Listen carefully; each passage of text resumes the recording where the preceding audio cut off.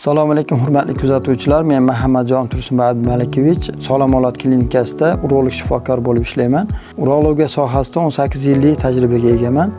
Bugun sizlar bilan prostata bezi adenomasi haqida suhbatlashamiz.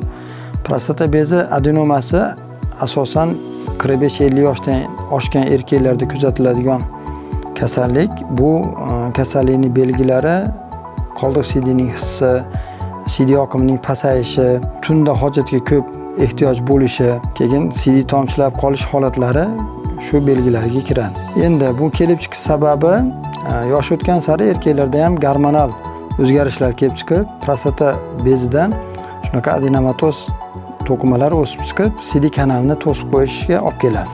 Bu klinik belgilarni hozir aytgandek, shu yuqorida kuzatilgan CD oqimining pasayishi, qoldiq CD hissini bo'lishlari hammasi yosh o'tgan sari kuzatilgani sababli ko'pchilik bunga bee'tibor bo'ladi. Bu yoshimga xos o'zgarish ekanda deb qaraydi. Unaqa emas. Bu kasallik buni vaqtida davolamasa asoratlarga olib kelishi mumkin. Qanaqa asoratlarga olib keladi? Bu ko'pincha mana bemorlarimiz bee'tibor bo'lib yoki bo'lsam даже urolog tomonidan ko'rilib, operatsiya tavsiya qilinib, operatsiyadan qochib yurganlar ham oxir oqibat CD tutilishi, CD tosh kasalligi, CD tutilishining hisobiga ikkala buyraklarda gidronexroz, buyrak yetishmovchiligigacha olib keladigan asoratlar bilan keladigan bemorlar ham kuzatiladi. Avvallari bu prostata bezi habs gifroplaziyasi, ya'ni adenomasi operatsiyasi qiyin kechganligi sababli ko'pchilik bu operatsiyani oqibati yomon, operatsiya qildirsa oqibatlari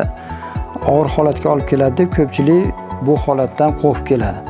Hozirgi yangi rivojlangan texnologiyalar, apparaturalar mana olib kelinib, bu holatda yechimi topilgan. Ya'ni hech qanaqa kesmalarsiz, tabiiy CD yo'li orqali prostata bezini operatsiya qilib, shu darddan xalos qilsa bo'ladi. Avvallari bu kasallik bilan bemorlarimiz aziyat chekishgan, shu holatdagi sistemik drenaj bilan umrbod qolganlarni ham ko'rganmiz. Sabab katta hajmdagi operatsiya, kesmalar bilan bajarilishi, u yosh kattaligi sababli yurak yetishmovchiligi, boshqa hamroh kasalliklarni deb turib operatsiya ko'tara olmaydi deb shu sistemik drenaj bilan ko'pchilik qolgan holatlar kuzatilgan. Lekin hozir ham mana tibbiyot rivojlanib, tekshiruvlar rivojlanib, shuncha nima bo'lsa ham ko'pchilik shunaqa asoratlar bilan kelib kuzatiladi. Tekshiruvlari mana o'sha yuqorida aytgan CD oqimining pasayishi, qoldiq CDning hissi bo'lishi, tunda hojatga ko'p ehtiyoj bo'lishlari bo'lsa, o'zi bemorlarga tavsiya qilamiz urologga uchrash. Urologga uchraganda urolog u bemor bilan suhbat o'tkazib, so'rovnomalarni to'ldirib, keyin tekshiruvlarga jo'natiladi. Tekshiruvlardan o'sha o'zi tekshiruvi, prostatani hajmini aniqlash, qoldiq CD bor yo'qligini aniqlash, keyin uroflometriya tekshiruvi, bu CDning oqimini hech qanaqa og'riqsiz, hech qanaqa nimalarsiz tekshiriladigan narsalar bular. Keyin prostata xavfli o'smasimi, xavfsiz o'smasimi aniqlaydigan o'zini qisqa analizlari bor. Shularni ham tekshirib, shularga qarab turib bemorga kuzatuvda bo'lib turish yoki bo'lmasam konservativ davo yoki bo'lmasam operativ davo tavsiya qilinadi urolog tomonidan.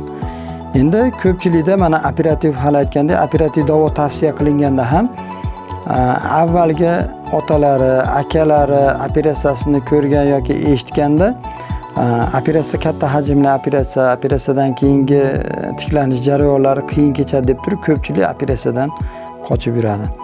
Hozirda unaqa operatsiyalar qolmagan. Hamma operatsiya zamonaviy apparaturalar bilan tabiiy CD yo'li orqali bajarilyapti. Bu ko'plab klinikalar qatori bizda ham shunaqa endoskopik yo'l bilan xolib amaliyotini bajariladi.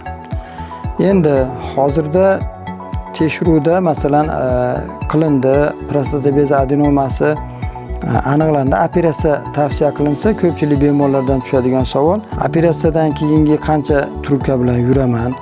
Operatsiya davomiyligi qanaqa? Lazerni prostataga ziyoni bormi, yo'qmi? Haligacha shunaqa savollar qiynaydi. Lazer bu butun dunyoda meditsinaga tatbiq qilingan zararsiz omil. Bizga kelguncha 30-40 yildan beri bu narsalar haliga rivojlangan davlatlarda bajarilib kelayotgan narsa. Shuning uchun buni lazerda operatsiya haligacha bo'ladigan savol, lazerda operatsiya qilsa bo'lmaydi degan savol haligacha ko'pchilikni qiynaydi.